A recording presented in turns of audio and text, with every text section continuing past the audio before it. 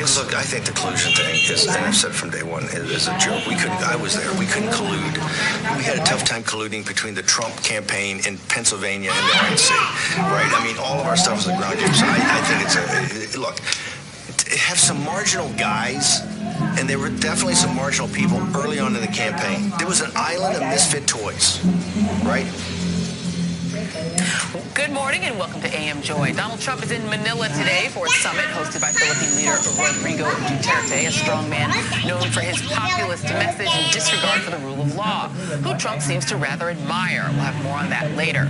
But first, here at home, new developments in the Russia probe have undermined a key defense put out by Trump allies that the people ensnared by the Mueller investigation are marginal figures in Trump world, nothing but coffee boys.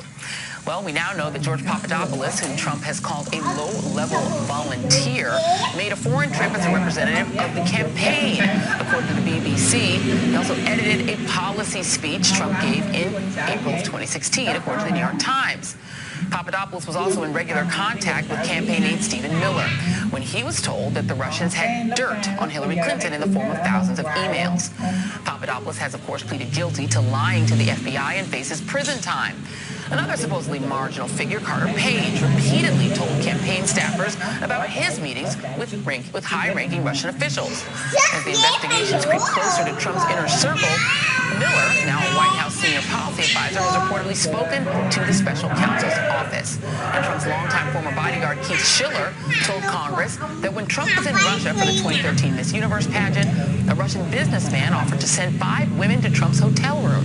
Schiller said he refused on Trump's behalf. And on Tuesday, Attorney General Jeff Sessions will be grilled in Congress about why his statements on the Trump campaign's Russia contacts don't match up with testimony by Papadopoulos and Page. The Russia investigation is getting closer to Donald Trump, and not for nothing, but it seems highly unlikely that his campaign was comprised entirely of coffee boys. And joining me now is Nayyera Haq, former State Department senior advisor, Aswin Subasang, politics reporter at the Daily Beast, and Natasha Bertrand, political correspondent at Business Insider, along with Masha Gessen, author of The Future is History, How Totalitarianism Reclaimed Russia. Thank you all for being here. And Aswin, I'm going to go to you on this first because the Trump campaign, the Trump team, the White House team's defense has been that each of these people in turn, including Paul Manafort, who was campaign chairman, were simply marginal to the campaign. Right. Is this a defense that they're coordinating from inside the White House? Do you have any reporting on where they came up with this idea? Because it seems on its face to be ridiculous. Well, this is certainly something that President Donald Trump himself has been trying to scream from the rooftops. And when it comes to someone like Paul Manafort, trying to call him a marginal figure is, of course, patently on its face absolutely ridiculous. He had the campaign for quite some time, and even before that, he was a key player in the campaign when Corey Lewandowski headed it. With someone like George Papadopoulos, their case is a little bit easier because technically they were correct. He was a minor figure, someone a lot of people in the campaign was a joke.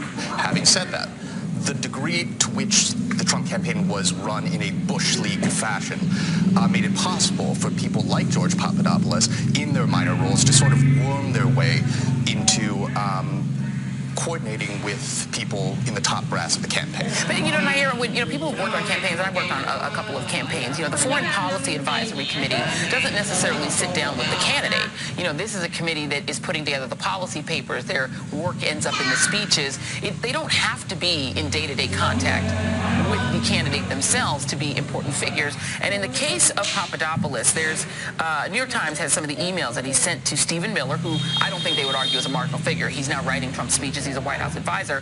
The day before he learned about the hacked emails in the New York Times, Mr. Papadopoulos emailed Mr. Miller, then a senior policy advisor to the campaign, saying Mr. Trump had an open invitation from Mr. Putin to visit Russia. The day after, he wrote Mr. Miller that if he had some interesting messages coming in from Moscow about a trip when the time is right. You worked in the State Department. It would be normal for a marginal figure, aka a coffee boy, to be able to provide that kind of potential, at least offers of access? Absolutely not. But exactly as you mentioned about the Bush League fashion, you could have some very junior staff have very high-level access, and we saw that translate into the White House as well, where prior to General Kelly arriving as chief of staff, pretty much anybody in the White House was able to walk in and get an Oval Office meeting and make themselves heard with Donald Trump. Yep. This is clearly something that Putin and his KGB-like friends are aware of, and this is why they targeted these specific people in order to be able to get access to the White House. And now we're going to see how far this goes. I think the broader question in the context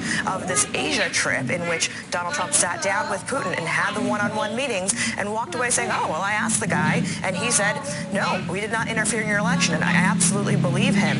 We're starting to understand, because of the Mueller investigation, why it is that Donald Trump is never going to insult Putin. It's probably the only person he will never insult in this world, and why it is that he's so ready to believe anything that Putin and Russia say.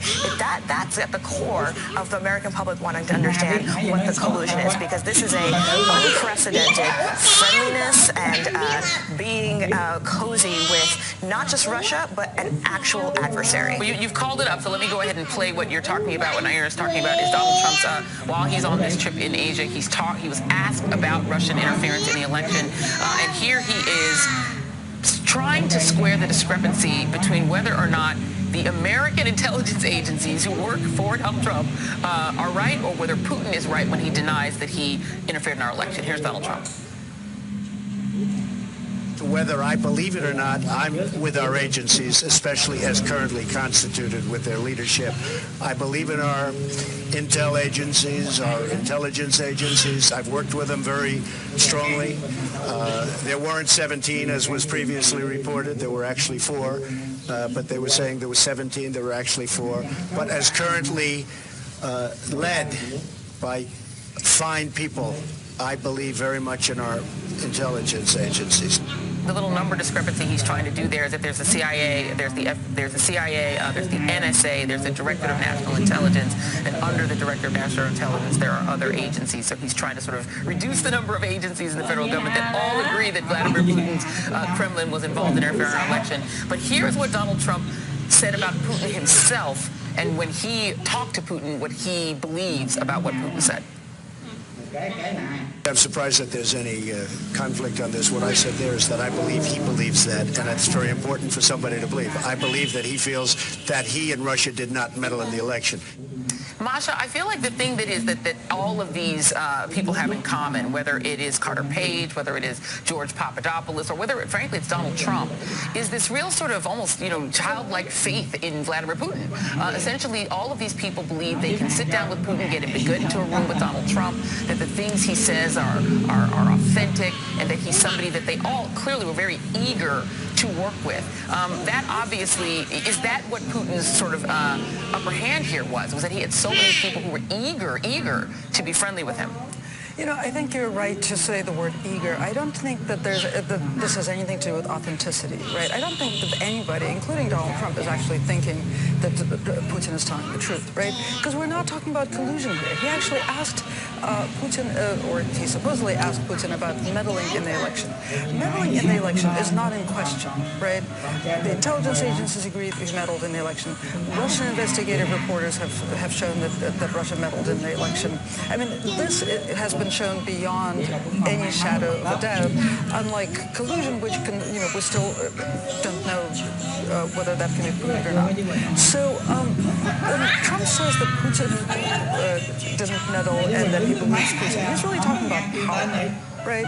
He thinks that Putin has the power to claim that he didn't meddle in the election, even though it is obviously not true. Just as Trump lies to show power, so he sees Putin lying to show power, and he sort of acknowledges that power, and he gives him more power than he's giving to American intelligence agencies. Yeah, clear. And it's also, Natasha, clearly also, if there is a quid pro quo that one can sort of surmise from what we know so far in the Russia investigation, it does feel like on the Russian side of that alleged potential transaction, sanctions were at the core of it. This is Donald Trump then talking about sanctions. It feels like all of these meetings somehow got back to this idea of undoing the sanctions against Russia, especially the Magnitsky sanctions. And this is Donald Trump, President of the United States, talking about those sanctions. Here he is. And, people don't realize